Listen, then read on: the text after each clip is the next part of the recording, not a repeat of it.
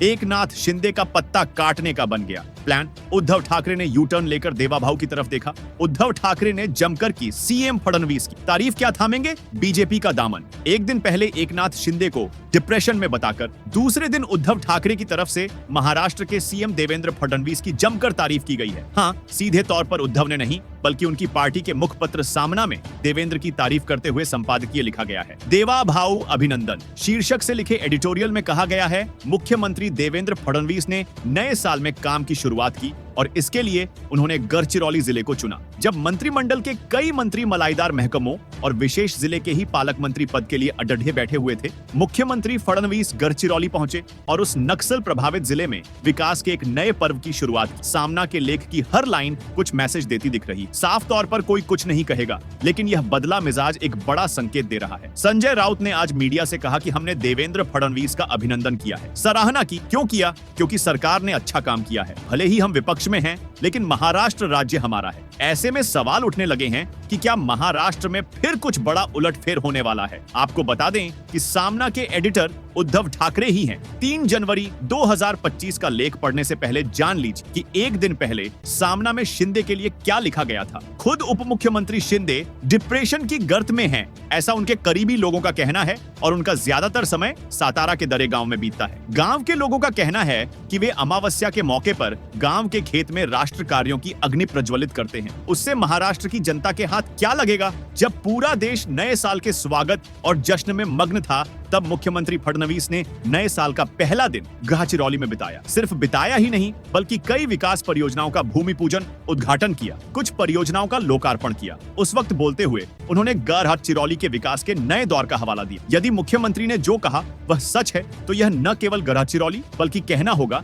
कि यह पूरे महाराष्ट्र के लिए सकारात्मक होगा। मुख्य रूप से गढ़चिरौली जिले के आम लोगों, गरीब आदिवासियों के लिए यह दिन वास्तव में एक महत्वपूर्ण मुद्दा होगा। आक्षेप इस बात पर लिया जाता है कि गढ़चिरौली जिले में नक्सलियों के कारण अब तक साधारण विकास भी नहीं हो सका है। इस बात में तथ्य है, लेकिन ऐसी जगहों पर अक्सर हुक्मरानों की इच्छा शक्ति ही महत्वपूर्ण साबित होती। यदि मुख्यमंत्री फडणवीस ने इसे करके दिखाने का निर्णय लिया है, तो यह खुशी की बात है। नक्सलवाद भारतीय समाज पर एक कलंक है। माओवाद के नाम पर जवान लड्डच के शरीर पर फौजी वर्दी चढ़ाते हैं, बंदूकें उठाते हैं। जंगल से सत्ता के खिलाफ एक समानांतर सशस्त्र सरकार चलाई जाती। शोषकों के विरुद्ध और साहूकारी के खिलाफ लड़ाई का झांसा देकर बेरोजगारों को नक्सली आर्मी में भर्ती किया जाता है और सरकार के खिलाफ लड़ ढाया जाता है। ये सब किया जाता है माओवाद के नाम। गरीबी और बेरोजगारी के कारण युवा ताकत बंदूक की नली से आती है कि माओवादी विचारों की ओर मुद्दा है। गढ़चिरौली जैसे कई इलाके विकास से वंचित रहे और यहीं पर नक्सली आंदोलन पनपा है। झटपट न्याय मिल जाने की वजह से गांव के गांव नक्सलवाद के समर्थक और आश्रयदाता बन गए। कश्मीर के युवा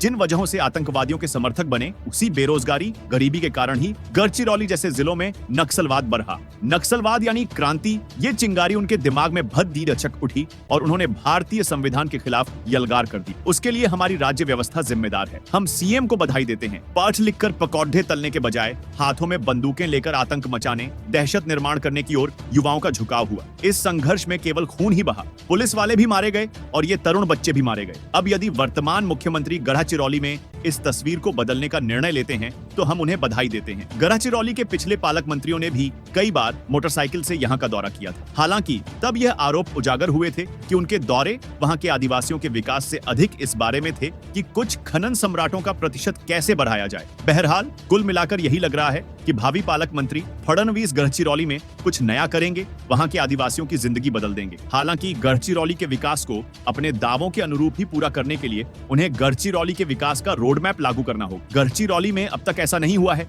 नक्सलवादियों के खिलाफ उन्हें उंगली नहीं दिखा सकते। उन्हें इन दोनों मोर्चों पर काम करते हुए नक्सलियों के विरोध को तोड़ धरना होगा और साथ ही विकास कार्यों को भी अंजाम देना होगा। फडणवीस की मौजूदगी में दुर्दम महिला नक्सली तारक्का समेत 11 नक्सलियों का समर्पण और साथ ही आजादी के बाद यानी 77 साल बाद पहली बार चली अहेरी से गर्देवादा तक एसटी बस निश्चित तौर पर मुख्यमंत्री के मिशन गढ़चिरौली के नजरिए को बयां कर रही। मुख्यमंत्री फडणवीस ने गढ़चिरौली में Lloyd metals and energy limited के फौलाद फैक्ट्री का भी उद्घाटन किया। मुख्यमंत्री फडणवीस ने आश्वासन दिया कि अब से गढ़चिरौली को स्टील सिटी का दर्जा मिलकर रहेगा। बेशक इसके लिए उन्हें गढ़चिरौली को नक्सलियों के फौलादी पंजे से पूरी तरह मुक्त कराना होगा। यदि मौजूदा मुख्यमंत्री गढ़चिरौली को नक्सल जिला के बजाय स्टील सिटी के रूप में नई पहचान देते हैं तो इसका स्वागत किया जाना चाहिए। फडणवीस गढ़चिरौली को आखिरी नहीं बल्कि महाराष्ट्र के पहले जिले के तौर पर पहचान दिलाने की कोशिश करेंगे। यह गलत नहीं है, लेकिन गढ़चिरौली के विकास का यह बीड़ा वहां की आम जनता और गरीब आदिवासियों के लिए ही उठाया है, किसी खनन सम्राट के लिए नहीं।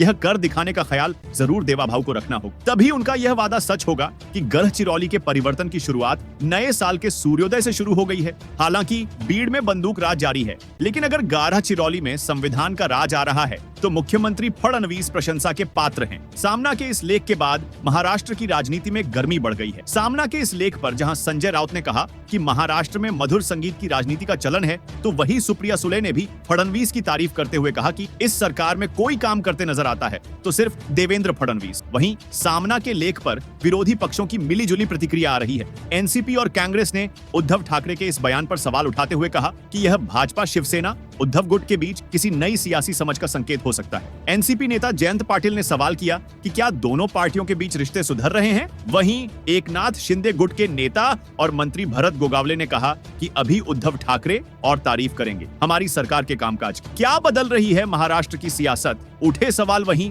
उप मुख्यमंत्री एकनाथ शिंदे की पार्टी ने इसे शिवसेना उद्धव गुट की राजनीतिक मजबूरी बताया। वहीं खुद सीएम फडणवीस ने कहा कि अच्छा है, मेरे काम की तारीफ हो रही। वहीं राजनीतिक विश्लेषकों का मानना है कि उद्धव ठाकरे के इस बयान के पीछे कई सियासी कारण हो सकते हैं। महाराष्ट्र में कॉरपोरेशन, नगर निगम और स्थानीय स्वराज संस्थाओं के चुनाव पास हैं और भाजपा शिवसेना के बीच संबंध सुधरने की संभावना को नकारा नहीं जा सकता। सवाल ये उठता है कि क्या यह महाराष्ट्र की राजनीति में किसी बड़े बदलाव का संकेत है या यह सिर्फ उद्धव ठाकरे की एक रणनीतिक चाल है। आने वाले दिनों में यह देखना दिलचस्प होगा कि इस बयान का राज्य की राजनीति पर क्या प्रभाव पड़ता है। सामना में देवेंद्र फडणवीस की तारीफ ऐसे समय में की गई है जब उद्धव ठाकरे एमवीए से नाराज दिख रहे हैं और बीएमसी चुनाव अकेले लड़ने का फैसला कर चुके हैं। ऐसे में सियासी कयासों का बाजार और गर्म हो गया है। एक और ये अटकलें लग रही हैं कि अजित पवार और शरद पवार वापस साथ आ सकते हैं, तो वहीं शिवसेना यूबीटी के सामना में सीएम फडणवीस की तारीफ नए कयासों को जन्म दे रही। यह अटकलें भी लगाई जा रही हैं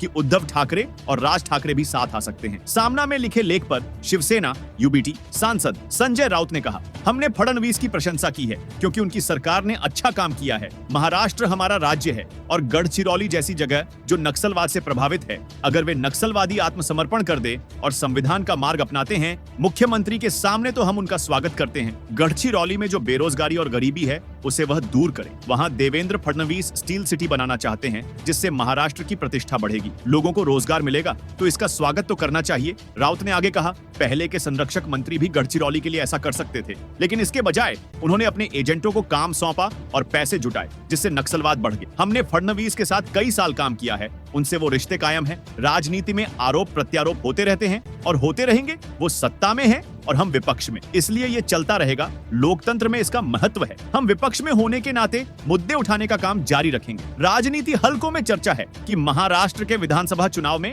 बीजेपी नीत महायुति की प्रचंड जीत से उद्धव ठाकरे पर महाविकास आघाड़ी एमवीए का साथ छोड़ने का दबाव बढ़ गया है। शिवसेना यूबीटी ने पूरी ताकत लगाकर 95 सीटों पर चुनाव लड़ा था, लेकिन सिर्फ 20 पर ही जीत नसीब हुई। ऐसे में जब महाराष्ट्र में चंद महीनों में मुंबई, पुणे समेत 40 से ज्यादा स्थानीय निकायों के चुनाव होने हैं, तो उद्धव अपनी सियासी जमीन को बचाने के लिए हिंदुत्व एजेंडे पर वापसी करने का प्रयास कर रहे हैं। Subscribe now and press the bell icon. Never miss an update.